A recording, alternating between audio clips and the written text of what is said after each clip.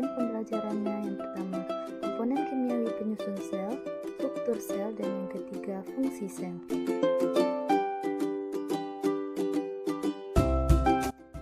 Komponen kimiawi sel. Coba perhatikan satu kesatuan individu tumbuhan yang ada di sekitar kalian. Misalnya, satu siung bawang merah. Tersusun dari apakah bawang merah tersebut? Ya, betul. Bawang merah tersusun atas berbagai macam jaringan dan jaringan tersusun dari sel-sel. Demikian juga dengan tubuh kita yang tersusun dari kumpulan sel-sel. Gambar berikut merupakan ilustrasi dari sel sebagai unit terkecil makhluk hidup. Dari irisan bawang merah, apabila dilihat melalui mikroskop, sel-sel penyusun epidermis bawang merah jika diambil satu yaitu merupakan satu unit sel tumbuhan. Intinya, sel dapat digolongkan menjadi sel prokariotik atau tidak memiliki membran inti sel dan sel eukariotik atau memiliki membran inti sel. Kedua golongan sel tersebut memiliki membran sel.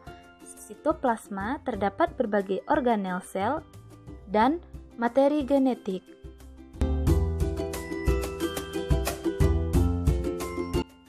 Komponen kimiawi penyusun sel terdiri atas dua komponen yaitu organik dan anorganik. Organik terdiri dari karbohidrat, lemak, protein, dan asam nukleot. Karbohidrat memiliki unsur karbon, oksigen, dan hidrogen. Lemak memiliki unsur karbon, hidrogen, dan oksigen.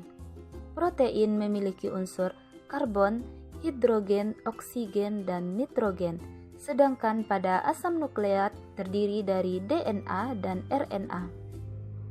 Selanjutnya, komponen kimiawi penyusun sel anorganik terdiri dari air, vitamin, dan mineral.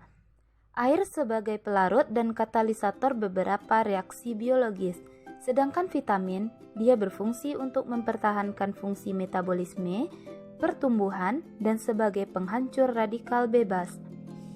Sedangkan komponen kimiawi penyusun sel anorganik mineral, yaitu dia berfungsi sebagai pemeliharaan fungsi dan kerja metabolisme, pengaturan enzim, menjaga keseimbangan asam dan basa.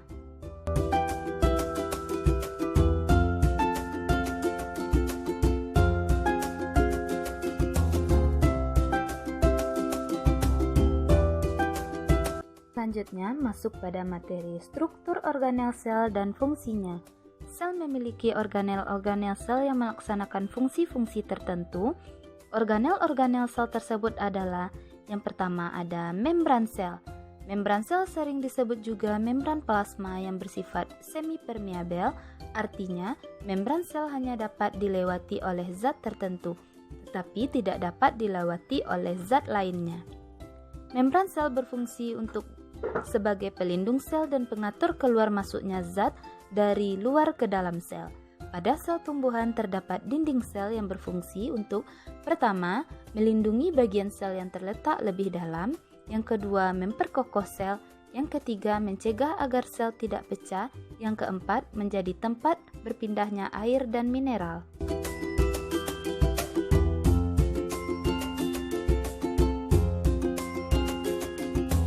Selanjutnya, struktur organel sel dan fungsinya yang kedua yaitu ada inti sel. Dari struktur gambar inti sel, nukleus atau biasanya berbentuk oval atau bulat yang berada di tengah-tengah sel. Di dalam inti sel atau nukleus terdapat nukleolus dan benang kromosom. Cairan ini tersusun atas air, protein, dan mineral. Nukleus berfungsi sebagai pusat pengatur kegiatan sel. Struktur dan organel sel yang ketiga yaitu retikulum endoplasma. Retikulum endoplasma atau yang disingkat dengan RE yaitu struktur benang-benang yang bermuara di inti sel. Ada dua jenis RE yaitu RE kasar dan RE halus. Retikulum endoplasma itu sendiri berfungsi sebagai alat transportasi zat-zat dalam sel. Fungsi dari RE kasar adalah mengumpulkan protein dari luar ke dalam membran sel. Sedangkan fungsi dari RE halus adalah untuk mensintesis lipid, glikogen, kolesterol, dan gliserida. Pada RE kasar terdapat ribosom dan RE halus tidak terdapat ribosom. Struktur organel sel dan fungsinya yang keempat yaitu ada badan Golgi. Badan Golgi merupakan kumpulan ruang gelembung kecil dan kantong kecil yang bertumpuk-tumpuk. Pada sel tumbuhan, badan Golgi disebut diktiosom. Badan Golgi berfungsi sebagai alat pengeluaran atau sekresi protein, dan lendir maka disebut organel sekresi.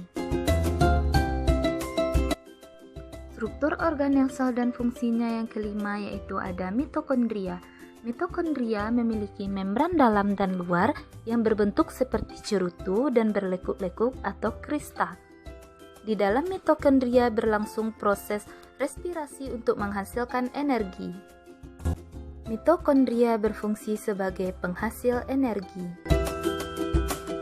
Struktur organel sel dan fungsinya yang keenam yaitu ada lisosom, yang merupakan kantong kecil yang bermembran tunggal yang mengandung enzim pencernaan. Lisosom berfungsi mencerna bagian-bagian sel yang merusak atau zat asing yang masuk ke dalam sel, serta penghasil dan penyimpan enzim pencernaan seluler. Struktur organel sel dan fungsinya yang ketujuh yaitu vakuola. Vakuola merupakan ruang yang terdapat di dalam sel pada sel tumbuhan yang sudah tua. Vakuola tampak berukuran besar dan berisi cadangan makanan dan pigmen. Pada sel hewan, vakuola berukuran kecil. Vakuola mengandung garam organik, adapun selaput pembatas antara vakuola dan sitoplasma ialah tonoplasma. Struktur organel sel dan fungsinya yang kedelapan yaitu plastida. Plastida merupakan badan bermembran rangkap yang mengandung membran tertentu. Plastida mengandung pigmen hijau atau klorofil disebut kloroplas, sedangkan yang berisi amilum disebut amiloplas. Plastida hanya terdapat pada sel tumbuhan. Ada 3 jenis plastida yaitu leukoplas, kloroplas, dan kromoplas. Struktur organel sel dan fungsinya yang kesembilan yaitu ada sentrosom, yang memiliki struktur berbentuk bintang yang berfungsi dalam pembelahan sel, mitosis maupun meiosis. Organel ini hanya terdapat pada sel hewan yang berfungsi aktif dalam pembelahan sel. Sel tumbuhan dan sel hewan memiliki perbedaan yang cukup terlihat dengan adanya perbedaan organel yang ada pada sel tersebut. Dari materi yang telah kita bahas, mari kita simpulkan bersama. Sel adalah satuan fungsional struktural terkecil dari makhluk hidup. Unsur kimiawi penyusun sel yaitu unsur organik dan non-organik.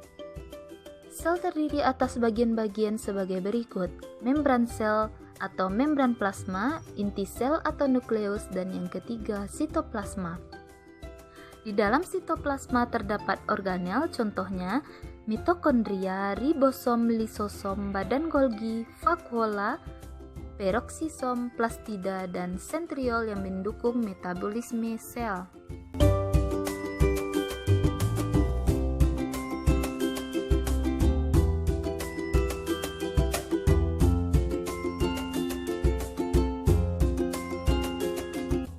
Sekarang silakan Ananda kerjakan latihan soal berikut.